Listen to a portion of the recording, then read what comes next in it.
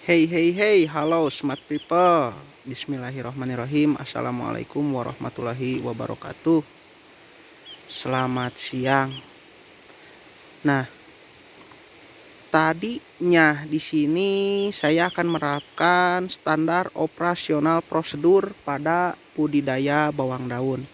Tapi kalau kita menerapkan secara real standar operasional prosedur, harusnya ini kita kapur lebih dahulu. Nah, saya berinisiatif melakukan standar operasional prosedur versi saya sendiri. Nah, kita akan sharing. Saya juga tidak akan berani berjanji saya akan mengupload dan update terus-menerus seputar budidaya bawang daun dengan menggunakan metode standar operasional prosedur. Karena takut seperti pada kubis saya mogok tengah jalan. Nah, bersama adik saya yang ada di logo Simple Farm.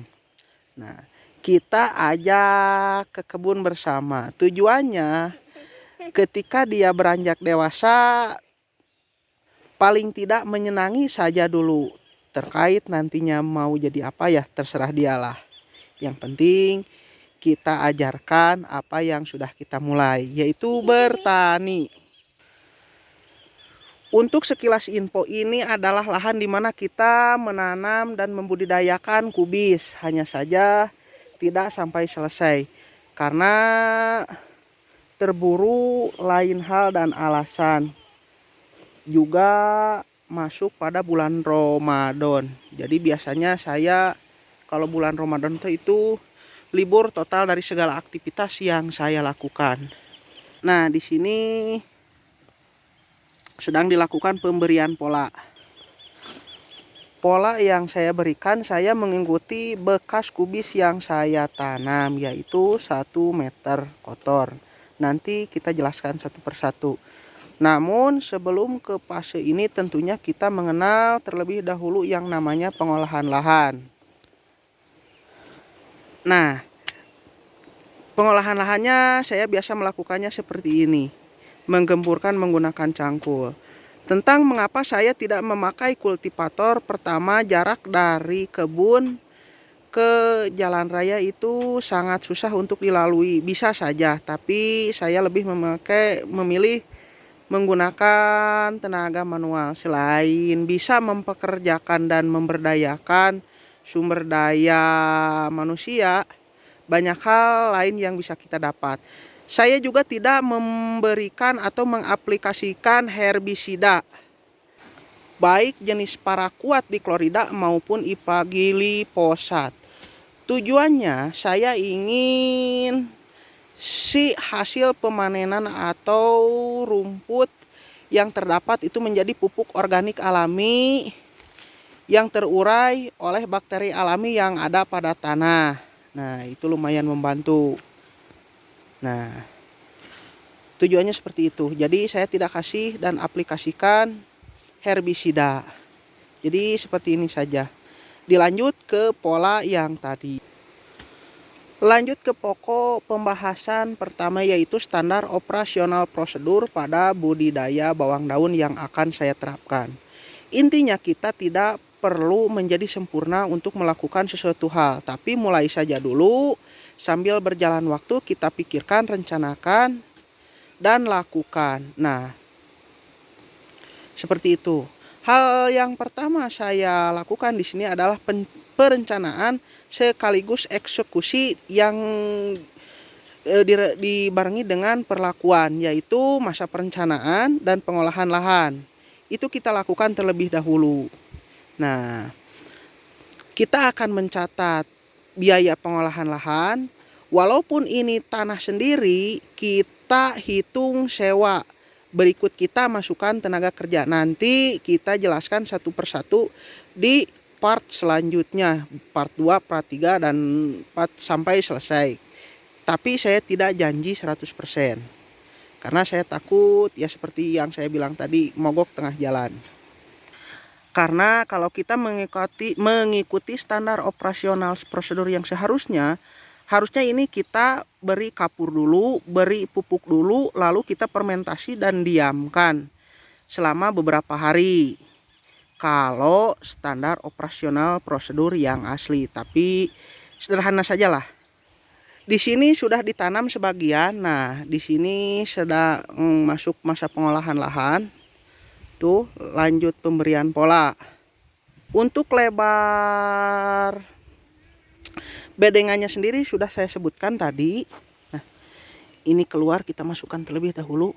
Nah, di sini saya belum memberikan pupuk kandang juga lain hal sebagainya. Nanti sambil berjalan waktu. Karena seperti yang saya katakan, saya hanya ingin melakukan sambil berjalan. Tidak banyak bacot lah pada intinya. Untuk jarak tanam lubang per lubang si bawang daun tersebut saya memberikan 15 sampai 25 cm. Itu lebih dari kata cukup. Hasilnya seperti ini.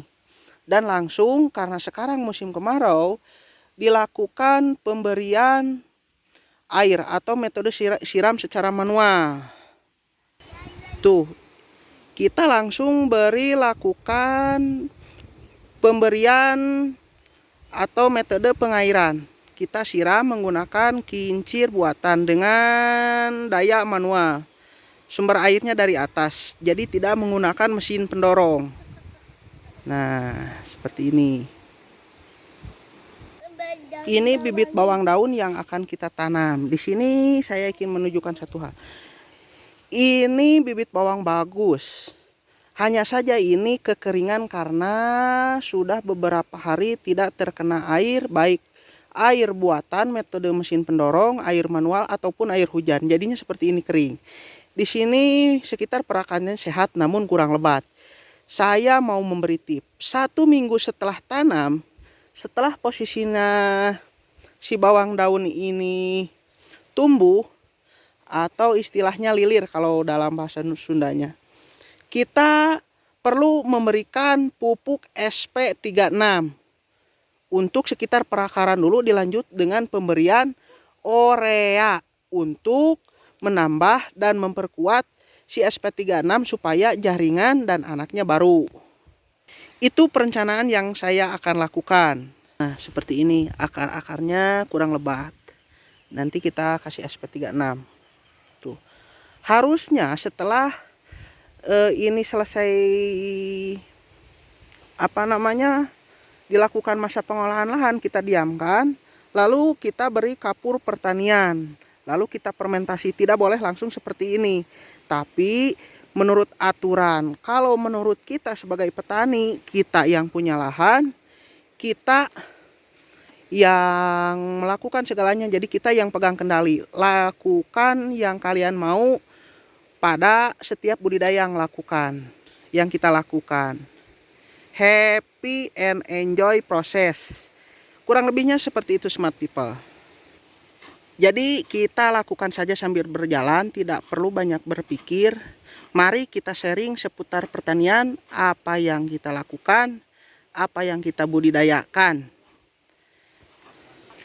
Oke, kurang lebihnya seperti itu. Jika ada yang kurang silahkan tulis di kolom deskripsi. Mari kita sharing.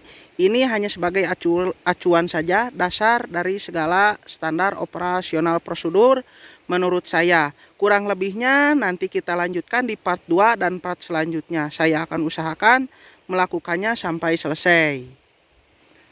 Kurang lebihnya seperti itu. Semoga bermanfaat. Sampai jumpa di lain waktu dan lain video. Saya juga selalu berharap selalu ada hal dan nilai positif yang bisa dipetik dari setiap video yang saya upload. Saya mau lanjut bekerja. Sampai jumpa di lain waktu dan lain video.